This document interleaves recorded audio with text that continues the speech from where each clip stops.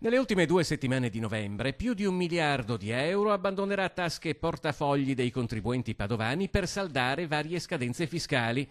Se allarghiamo lo sguardo all'intera regione, poi la cifra sale a 5 miliardi. Quindi, secondo la provocazione lanciata da Confapi, in 15 giorni il Veneto pagherà il reddito di cittadinanza all'intero Sud Italia. È chiaro che non sono i soldi di oggi che andranno a pagare tutto il reddito di cittadinanza del Sud dell'anno prossimo, perché i numeri questi sono.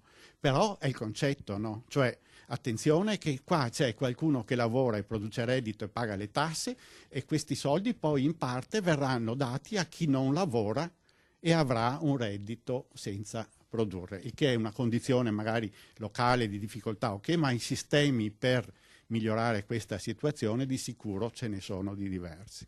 Il tour de force fiscale inizia il 16 novembre, 2 settimane in cui si condensano il versamento dell'IVA per il mese di ottobre per il terzo trimestre dell'anno, quindi il versamento delle ritenute IRPEF di dipendenti e collaboratori e a seguire a conti IRPEF, IRES, IRAP e invio telematico del modello Uniemens. Non è solo un problema di pressione fiscale ma anche di adempimenti burocratici. Da noi un imprenditore medio effettua in un anno 15 versamenti, 6 in più di un tedesco, 7 in più di un inglese, 9 in più di uno svedese. IRES e IRAP sono entrambe tasse sulle aziende. Due moduli diversi, due tempi diversi. Perché non accorparle? E quindi l'IRES diventa una parte dell'IRAP e almeno c'è un adempimento solo con un conteggio solo da fare. Noi abbiamo vari periodi dell'anno nei quali si sommano sistemi per pagare tasse che hanno moduli diversi, destinatari diversi, modalità diverse e questo è davvero qualche cosa che